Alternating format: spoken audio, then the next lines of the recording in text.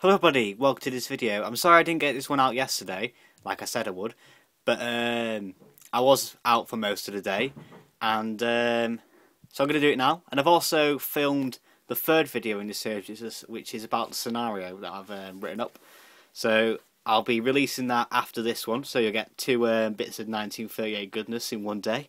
And yeah, if you missed out on the review of this book, this is basically describing the background. Definitely go watch that if you missed it. But this time I'm going to be going over the platoon level rules for 1938, and it's called Went the Day Well, as you can see. And the game is split up into 6 phases: initiative, random events, recovery, moving, shooting, and melee. So in the initiative phase you have a deck of cards with one joker in it, and you get 1 card for each HQ section you have, which includes support and special units. 1 card for each infantry section, and 1 card for your forces pool of cards. And you place 1 card down next to each unit, and then you turn it over.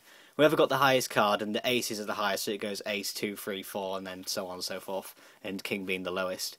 Whoever got the highest card moves that unit, and then you go to the next card. So you could have an ace and then a 7, and then and then your opponent has like a 4 and an 8, so it will go ace, and then theirs, and then mine, and then theirs. And in the event of a tie, it goes hearts, diamonds, spades, and clubs. And if you get a joker, you can move that unit at any time. And after that, you put all the cards back in. Whoever got the highest card in that turn rolls a dice.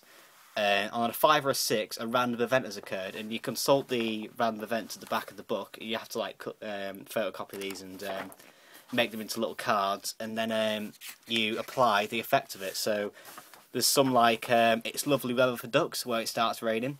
Stiff Upper Lip Chaps, your commanding officer gives a rousing speech. And Who Forgot the Sarnies, where the army's food supply is being cut off. So there's quite some interesting ones in there. And I'll be also making my own for the Harrogate Uprising scenario.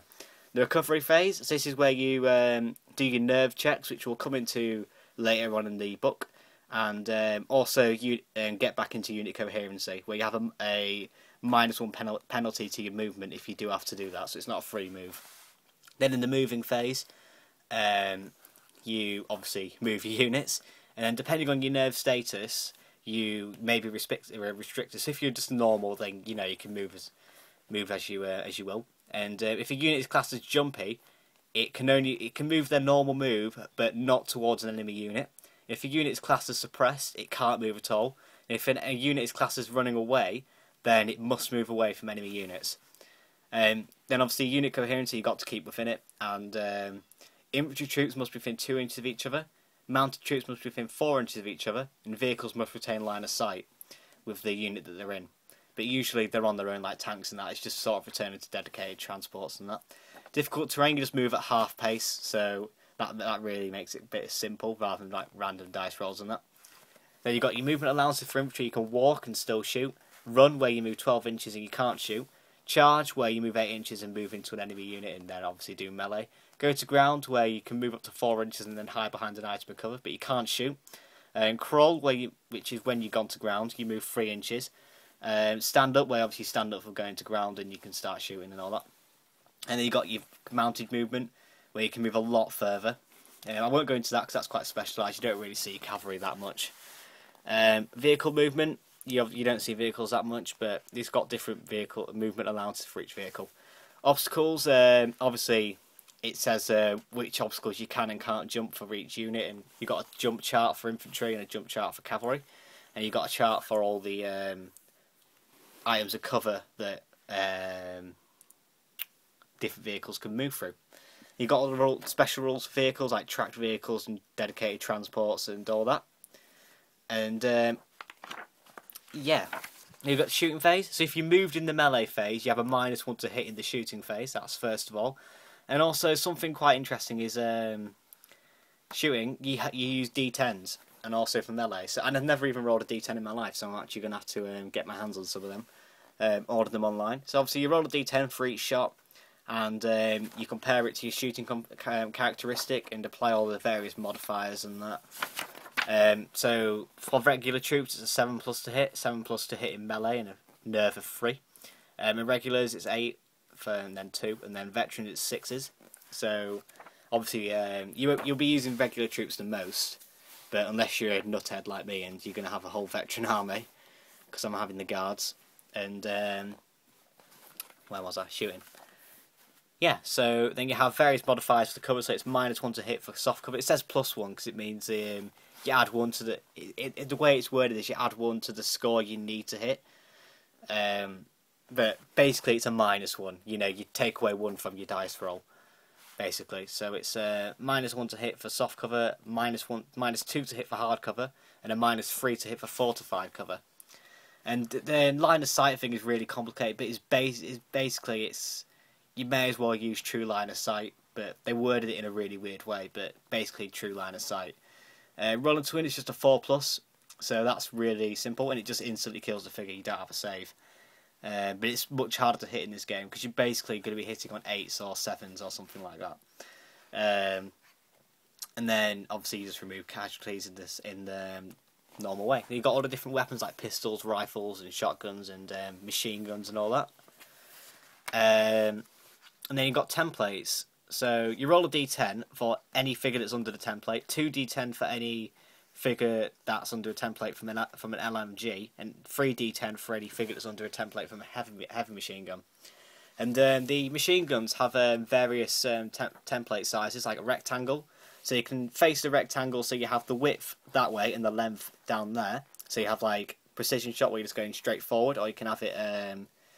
well, yeah, you can have it that way, or you can have it that way. So you know you have the width there and the I got that wrong.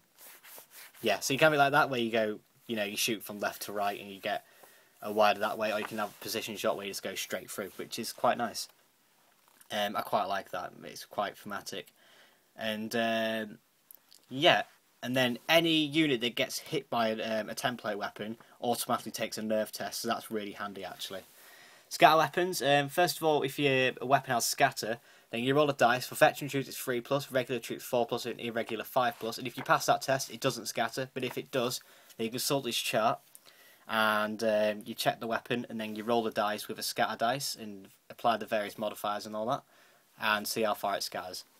And we got all the special rules for like crude weapons, for weapons jamming, and other weapons like satchel charges, crowbars, and exploding milk churns. And there are obviously a lot more, which I won't go into, because this is sort of like a quick overview of the rules. And you've got various rules for like snipers, where they can pinpoint a specific model in the unit. Shoot for buildings, you can shoot at any unit, rather than, you know, the whole unit just shoots at one. You can shoot at any, if they're next to a window. And then shooting at buildings, you can only see them if they're next to a window and that. And shooting at vehicles, you've got all these different charts, like what small arms and LMGs do to unarmed vehicles, 'cause that's the only thing they can do damage to, and then all the charts for what heavy machine guns can do to vehicles.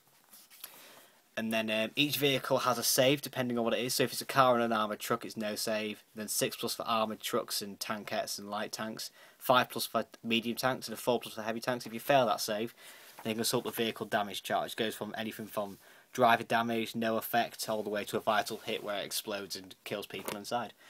Melee phase, obviously you do your charges in the movement phase, and then you can do different charge reactions like stand and shoot, which is only applicable if you're defending an obstacle, where it's more or less Overwatch, but you have -1 to hit, and only half the unit can shoot if you didn't shoot in the last phase. So if you did shoot in the last phase, then you can't use that.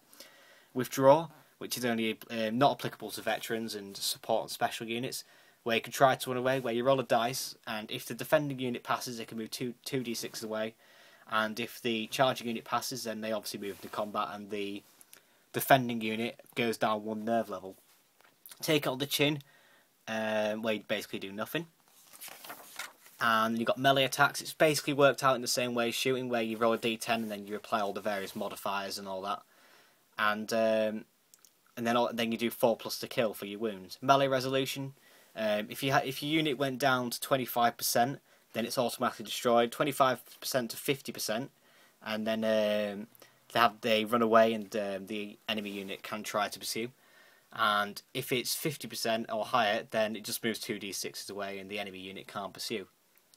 And if it's a draw, then the combat only goes on for 2 turns. So it counts as a draw, and then until the second turn of combat, where each side rolls a dice, and whoever loses that dice roll has to develop relevant melee resolution thing. Nerve tests, you roll 2d6 and you add the relevant nerve characteristic of your men. So for regular troops it's just a 3, so you'll roll 2 dice and add a 3. And you can re-roll it if you have a standard bearer within 12 inches, which is handy. And then you got all the different the times you take it with heavy unit casualties, template weapon fire, friends running away, melee loss, and also the loss of your force leader. And then you have the different nerve levels. Normal, nothing happens. Jumpy, you move away from, you can't move towards the enemy, and you have a -1 to hit.